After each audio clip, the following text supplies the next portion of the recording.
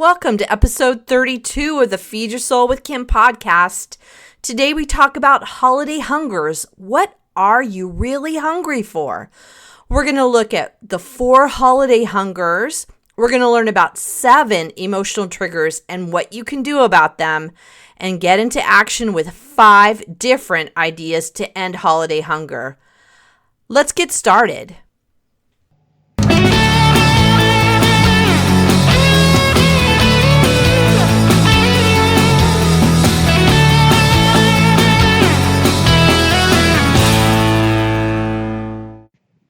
This is the Feed Your Soul with Kim podcast, and I am Kim McLaughlin, your host. I'm a licensed psychotherapist, inspirational coach, speaker, and best-selling author. I help people feed their soul by putting food in its proper place as nourishment and helping them develop more functional ways to nurture themselves.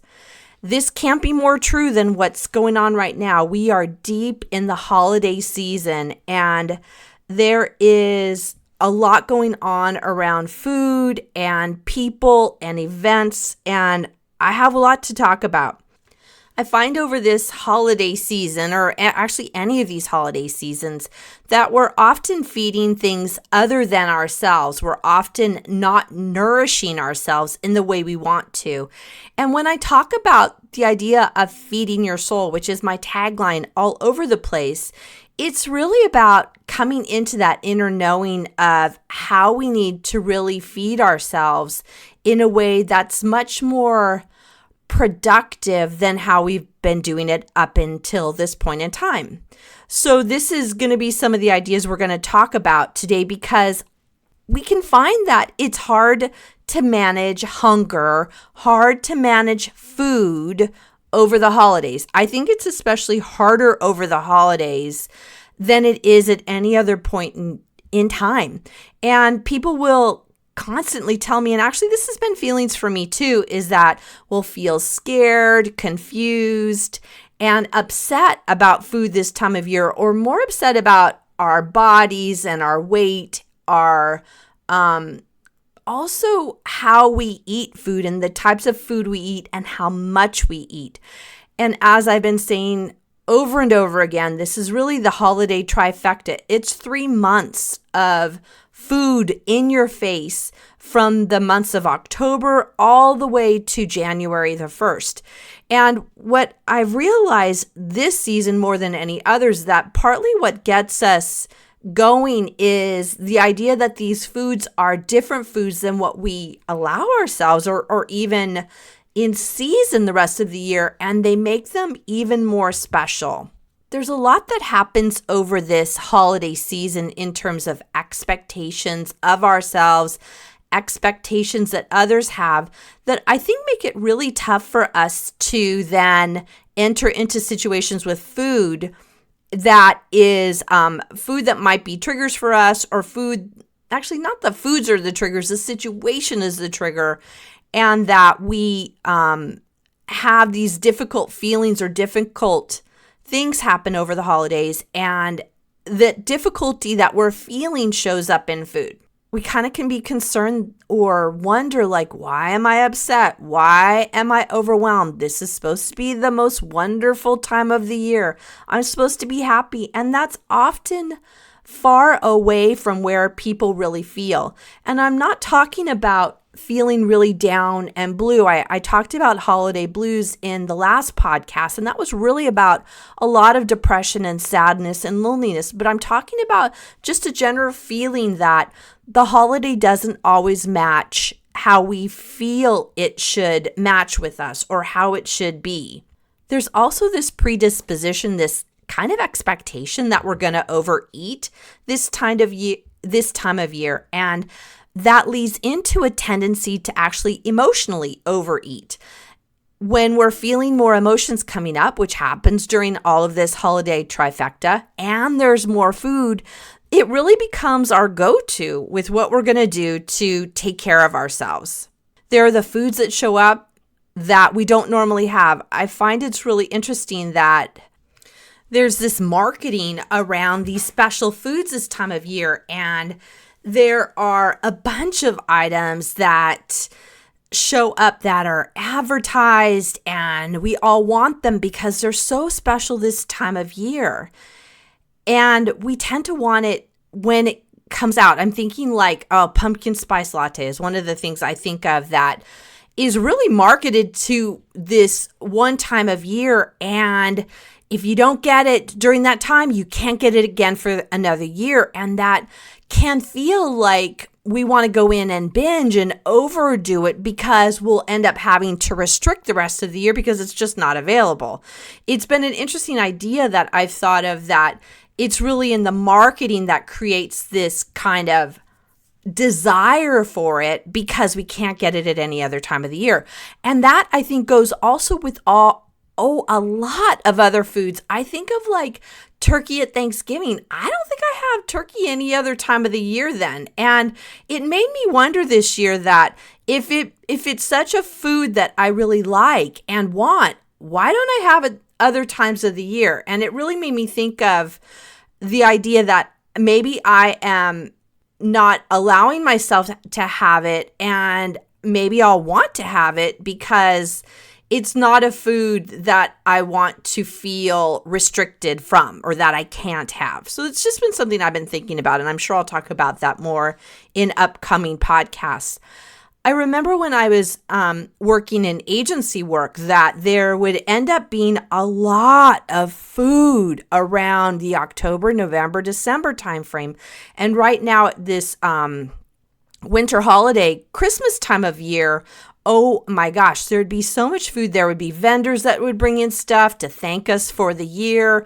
Our clients would give us stuff and different kind of food items, and people would make things to bring in that were foods that we didn't have but that one time of year. And I remember how tough it was for me to have it around because I would think about it a lot and really kind of obsess about the food being in the other room. And at that point in time in my life, I didn't know how to manage that feeling of wanting to have it and the thoughts that just wouldn't go away that made me think I should have it. And it would often end up leading me to overeat because the food was there.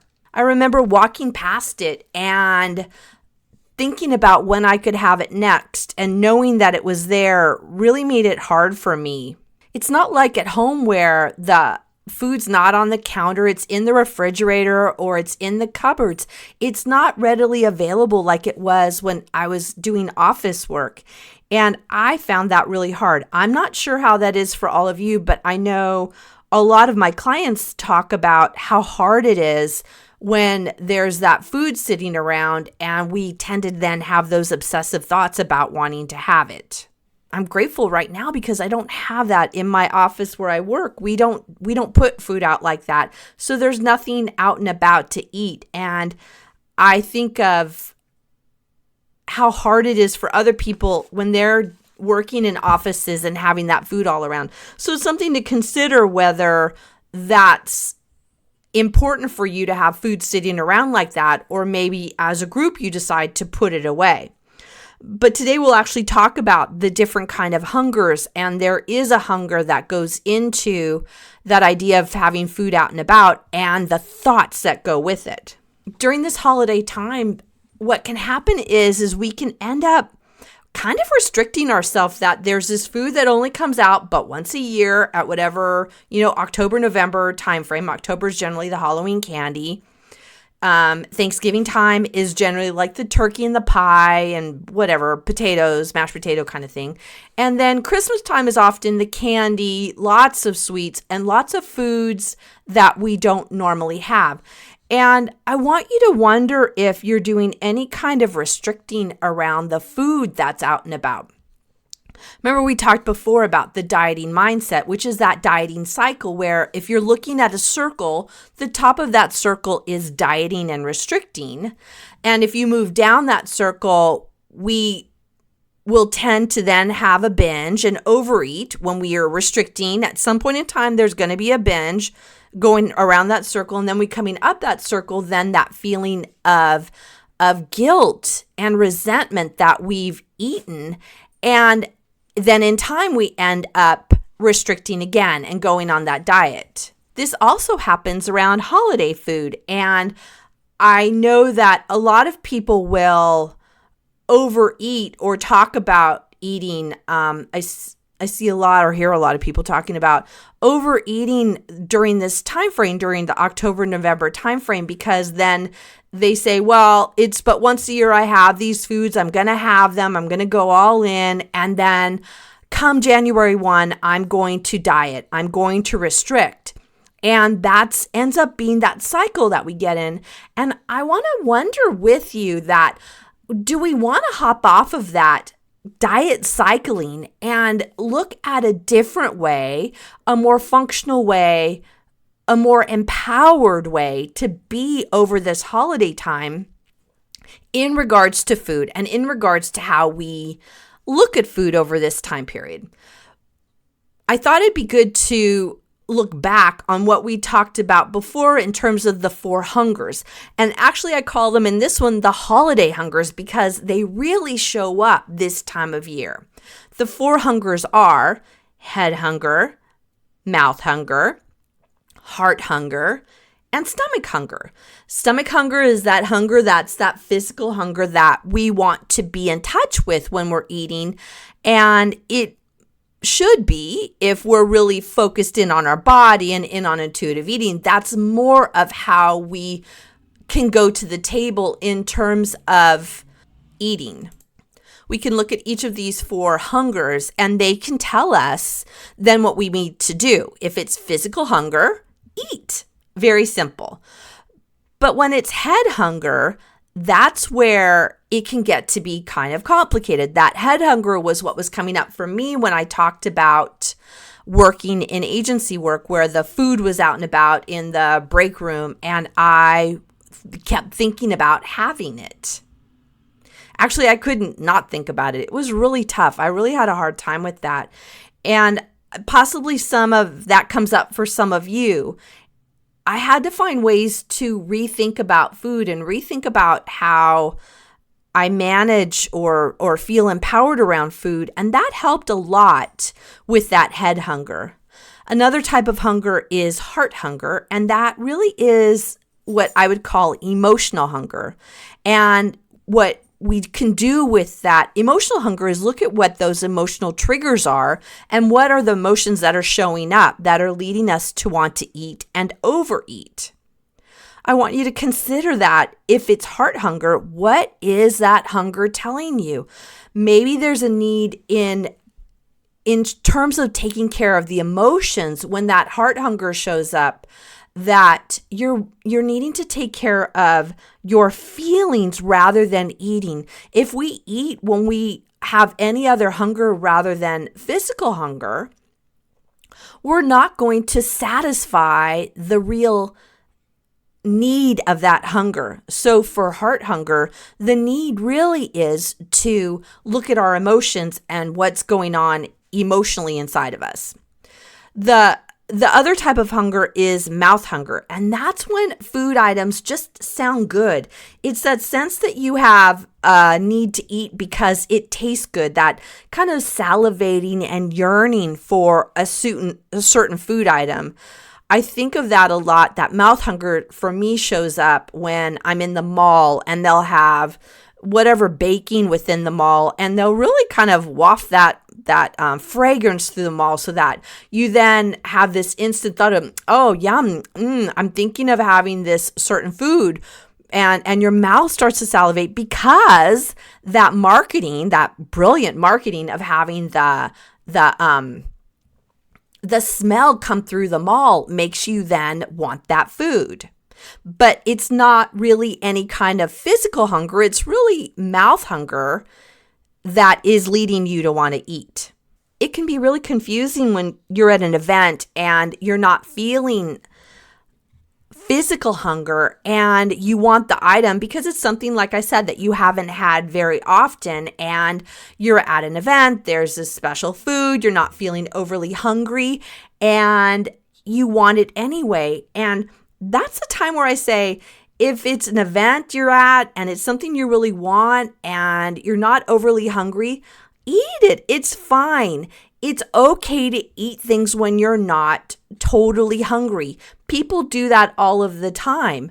It's just how much you eat and how often you do that might be the question for yourself. Because if you're ending up feeling where your tummy feels upset or you feel emotionally upset at yourself that you're eating the food, then I wonder whether it was really food that you wanted to eat because it was special food, or if it was some other kind of hunger showing up. Hi everyone, this is Kim, and my book is out. Feed Your Soul, Nourish Your Life, a 6-step system to peace with food is live. I recommend you get it. It has all my 6 components of feeding your soul, as well as my own story. Pick it up now. You can find it on my website at feedyoursoulunlimited.com. Thanks.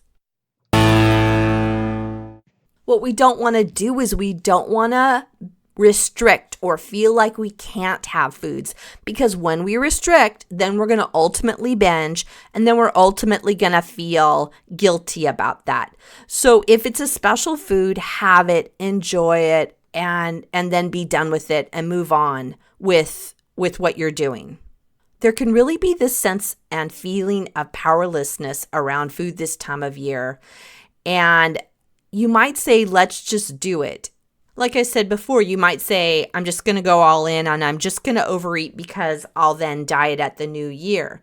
But this isn't a way to feel really empowered in your life and empowered around food. And that's really what I'm hoping for you, is more of this sense of empowerment. That feeling of empowerment is one of the ways that we can heal those type of hunger, especially that heart hunger, those emotions that are showing up this time of year, because this is a really loaded time of year for lots of emotions to show up. And it can be helpful to at least start recognizing what those emotional triggers are that are bringing on those emotions for you. Some of the triggers might be family or people coming into town, really that wrecks your routine, and having people possibly in your house or over more often can really be difficult.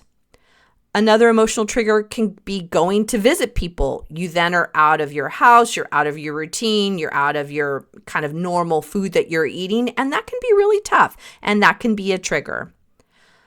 Another emotional trigger, which I think we often don't consider this time of year, is when we're around people that we feel uncomfortable with, or even people that we don't like.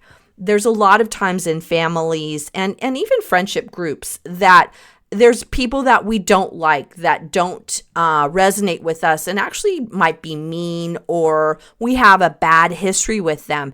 And that can really be an emotional trigger when you feel like you have to be around somebody that you don't feel comfortable with.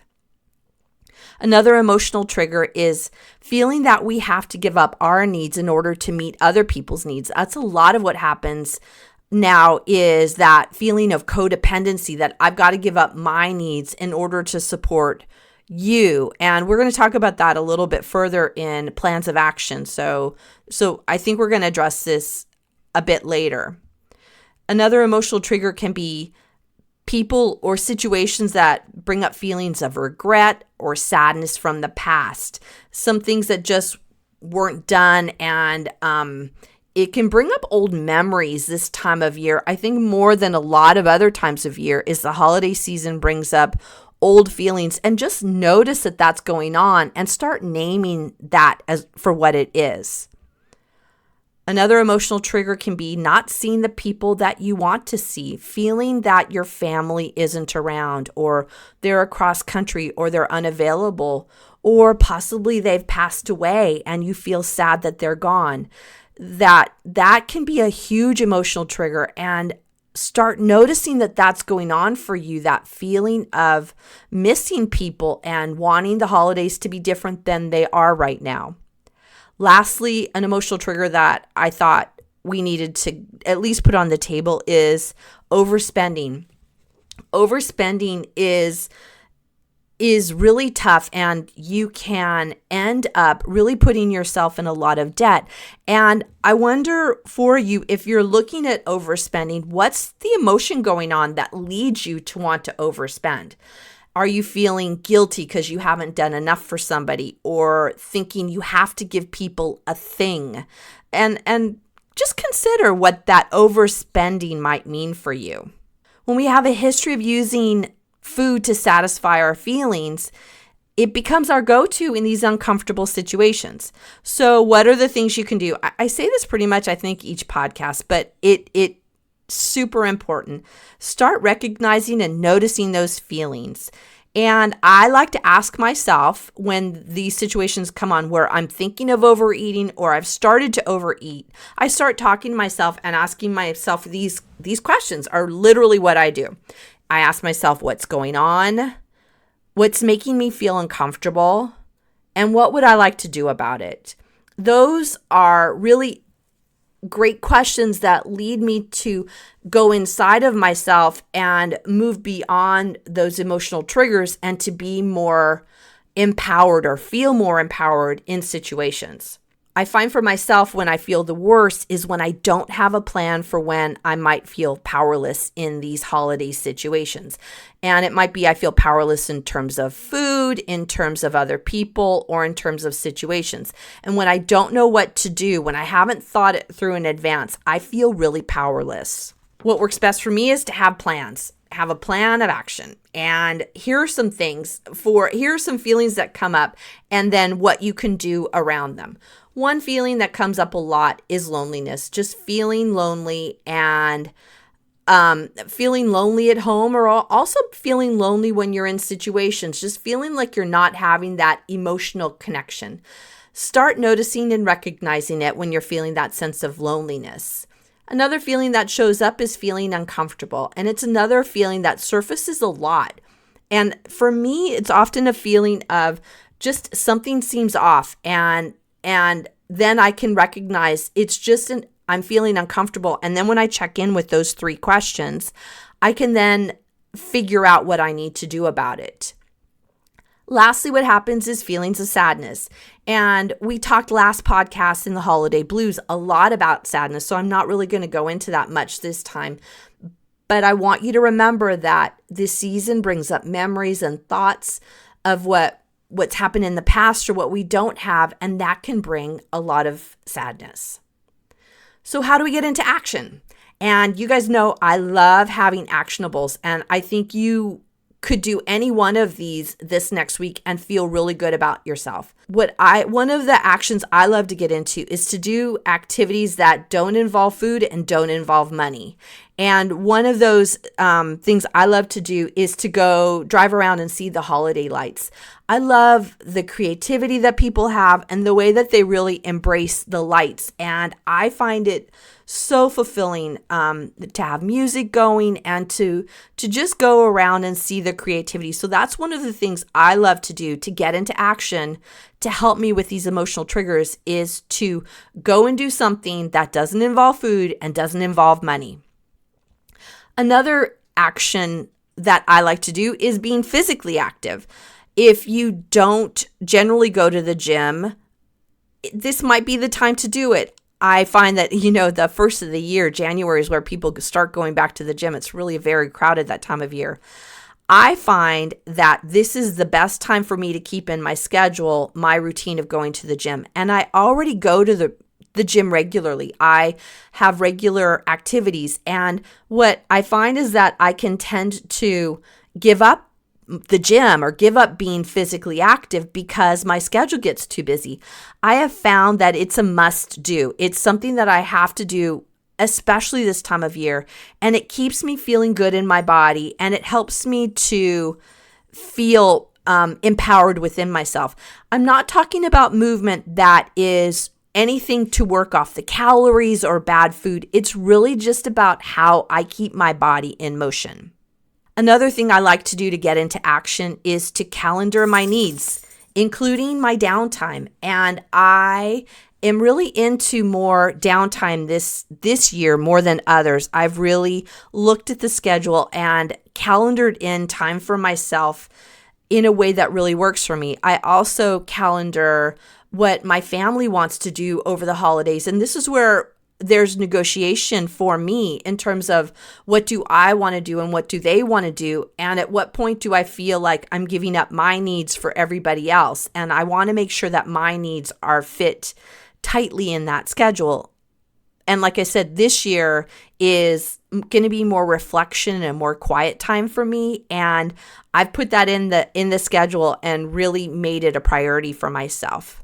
Another actionable would be keep to your routine, especially go to bed on time, eat the food that you regularly eat, and keep to a regular schedule. We can tend to be kind of dysregulated over this time of year because there's so much going on, but as often as possible, keep to your schedule, and that will end up helping your body feel good because you're following what it's used to. You're following the regular expectations that your kind of your psyche and your emotions and your body know keep you balanced.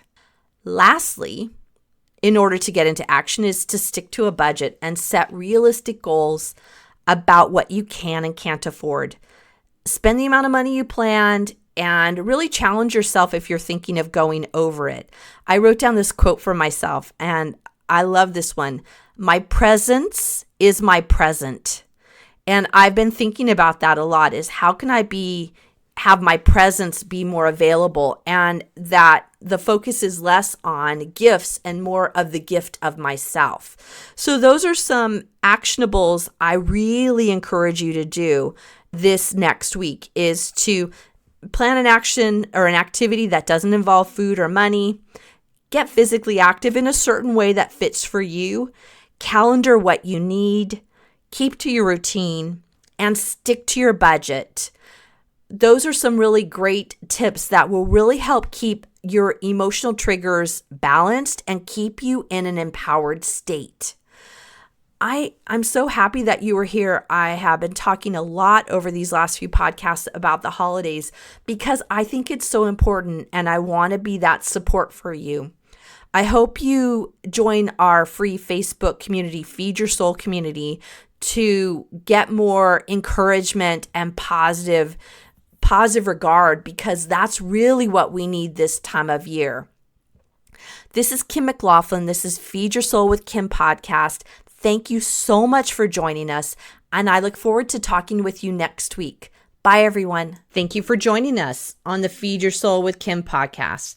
We come to you every Monday with fresh new ideas to help you end emotional eating and put food in its proper place as nourishment. Please be sure to subscribe to this podcast and review it and let us know what you think. Thank you for joining us.